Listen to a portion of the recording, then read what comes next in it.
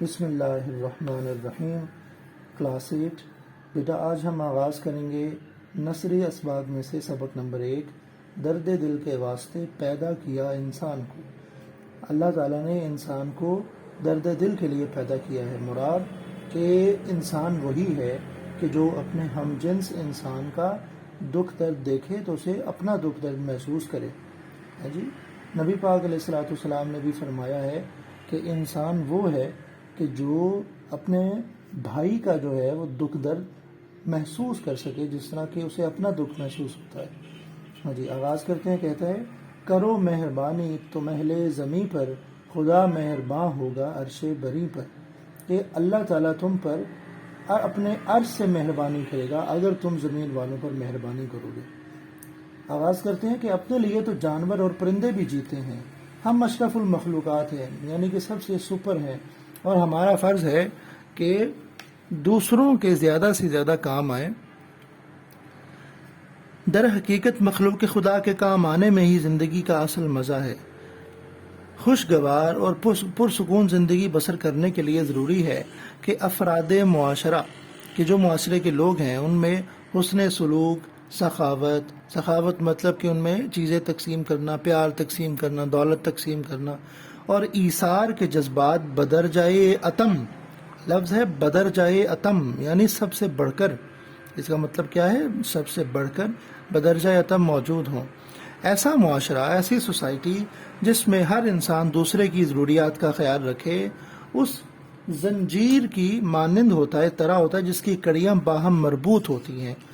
کہ ہم ایک زنجیر دیکھتے ہیں، اس میں کڑیاں ہوتی ہیں جو ایک دوسرے کے ساتھ ملی ہوتی ہیں، تو وہ بڑی خوبصورت زنجیر بنتی ہے۔ تو اس نے معاشرے کو، سوسائٹی کو ایک زنجیر سے تشبیہ دی ہے کہ اچھی جو سوسائٹی ہے وہ تبھی اسی زنجیر کی طرح ہوتی ہے کہ جس کی کڑیاں آپس میں ملی ہوئی ہوتی ہیں جی، باہم مربوط آپس میں ملی ہوئی ہوتی ہیں۔ بصورت دیگر معاشرے کا شیرازہ بکھر جاتا ہے کہ اگر ایسا نہ ہو کہ جو ایک کڑی ہے وہ درمیان سے ایک ٹوٹ جائے تو وہ زنجیر تو قائم ہی نہیں رہ سکتی، وہ تو زنجیر کہلائے گی نہیں۔ اسی طرح معاشرے میں وہ خصوصیات نہ ہو جن کا ذکر کیا گیا ہے تو معاشرہ نہیں رہ سکتا، وہ پھر انسان کا نہیں حیوان کا معاشرہ بن جاتا ہے۔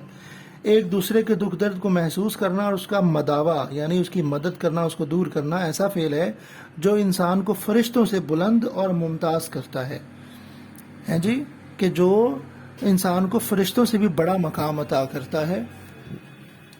میر درد، خواجہ میر درد اردو ادب کے بڑے اہم شاعر ہیں، ان کے بقول درد دل کے واسطے پیدا کیا انسان کو، ورنہ طاعت کے لیے کچھ کم نہ تھے کروبیاں۔ کہ اللہ تعالیٰ نے انسان کو درد دل کے لیے پیدا کیا ہے، ورنہ اطاعت کے لیے، ورنہ بندگی کے لیے تو کروبیاں کہتے ہیں فرشتوں کو۔ اگر یہ انسان کا مقصد، یہ تخلیق یہی ہے کہ اللہ تعالیٰ نے اس انسان کو اپنی عبادت کے لیے پیدا کیا ہے تو اس کے لیے تو پہلے فرشتے بھی بہت تھے۔ تو اصل انسان کی مقصد ہے، یہ تخلیق کیا ہے کہ اسے انسان کا درد محسوس کرنے کے لیے پیدا کیا گیا ہے۔ مسلمانوں کی تاریخ آداب معاشرت کے مختلف پہلوؤں مثلاً ہمدردی، سخاوت، محبت، اخوت، ایثار، حسن سلوک اور احترام انسانیت وغیرہ کی روشن مثالوں سے بھری پڑی ہے۔ کہ جو مسلم ہسٹری ہے وہاں کے جو آداب معاشرت تھے، کہ سوسائٹی کے جو رولز تھے، ان کے مختلف جو اسپیکٹس ہیں، مختلف پہلو ہیں کہ ہمدردی ہے، سخاوت ہے، محبت ہے، اخوت، بھائی چارہ ہے، ایثار ہے۔ ایثار یہ ہے کہ اگر مجھے بھوک لگی ہے اور میرے پاس 2 روٹیاں ہیں تو میں ایک اپنے لیے استعمال کروں، ایک دوسرے کے لیے، یہ ہے ایثار۔ حسن سلوک اور احترام انسانیت وغیرہ کی روشن مثالوں سے بھری پڑی ہے کہ ہماری ہسٹری میں یہ بہت سی جو ایگزامپلس پہلے سے موجود ہیں۔ اللہ رب العزت نے انسان کی فطرت میں محبت و ہمدردی کا جذبہ رکھا ہے۔ یہ بات بہت اچھی ہے کہ انسان کی نیچر میں ہے۔ آپ کسی طرح کے بھی انسان کو دکھ درد میں دیکھتے ہیں تو آپ یہ پتہ کرنے کی کوشش نہیں کرتے کہ یہ ہماری کمیونٹی میں سے ہے یا یہ اللہ کو مانتا بھی ہے یا نہیں، وہ کافر ہے یا نان مسلم ہے جی، نان مسلم ہے یا مسلم ہے۔ تو یہ جو چیز ہے یہ سیکنڈ کرتی ہے اس بات کو کہ انسان کی فطرت میں، اس کی نیچر میں محبت اور ہمدردی کا جذبہ رکھا گیا ہے۔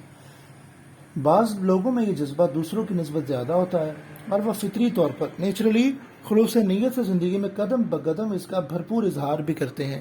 کہ بہت سے لوگ ہوتے ہیں کہ جو ہمیں نظر آتے ہیں کہ وہ انسانیت کا دکھ درد محسوس نہیں کرتے، لیکن بہت سے لوگ ہیں جیسے عبدالستار ایدھی صاحب ہیں اور NGOs ہیں کہ جو اپنی زندگی کو ڈیووٹ کر دیتے ہیں کہ انسان کو سرو کرنے کے لیے۔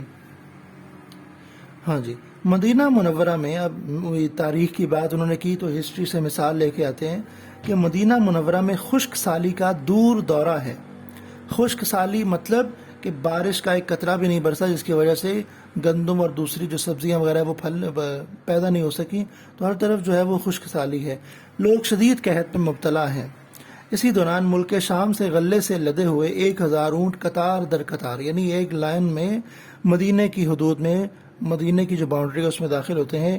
مدینہ منورہ کے تاجروں کے چہرے خوشی سے تمتما اٹھتے ہیں، خوشی سے تمتما اٹھنا، سرخ ہو جانا، اور ان کے دلوں میں خوشی کی لہر دوڑ جاتی ہے۔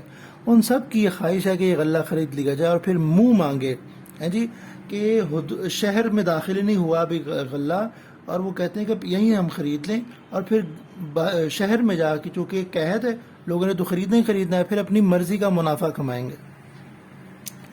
ہاں جی، یہ غلے کے اونٹ حضرت عثمان ذو النورین کے ہیں، حضرت عثمان غنی کہ جن کو دو نور والا یعنی ذو النورین، رسول اللہ کی 2 صاحبزادیوں کے نکاح کی وجہ سے کہا جاتا ہے، جن کا شمار مدینے کے بڑے تاجروں میں ہوتا ہے۔ مدینے کا ہر تاجر آپ کے پاس دوڑا آتا ہے کہ وہ زیادہ سے زیادہ غلہ خرید لے اور خوب نفع کمائے۔ حضرت عثمان غنی ہر ایک سے باری باری پوچھتے ہیں کہ وہ کتنا منافع دے گا ان کو۔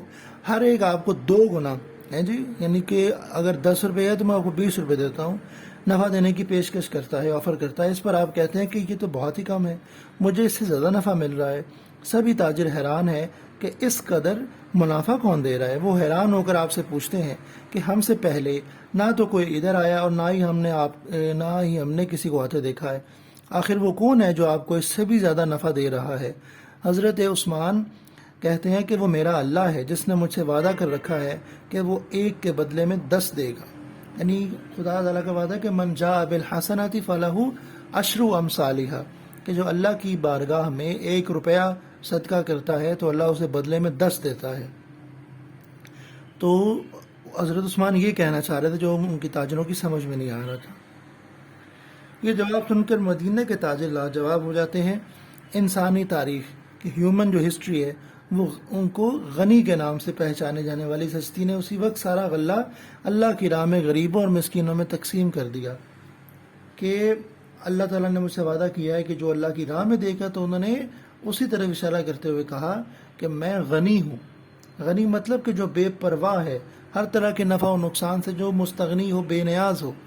جی ہاں جی، اس ایثار، حسن سلوک اور سخاوت کی کوئی اور مثال کم ہی دستیاب ہوگی کہ ایسی عظیم مثال جو ہے وہ انسانیت اور پیش مشکل سے ہی کر سکتی ہے۔ تو بیٹے یہاں تک آج رکھتے ہیں، کل انشاءاللہ مزید دیکھیں گے۔ اوکے، اللہ حافظ۔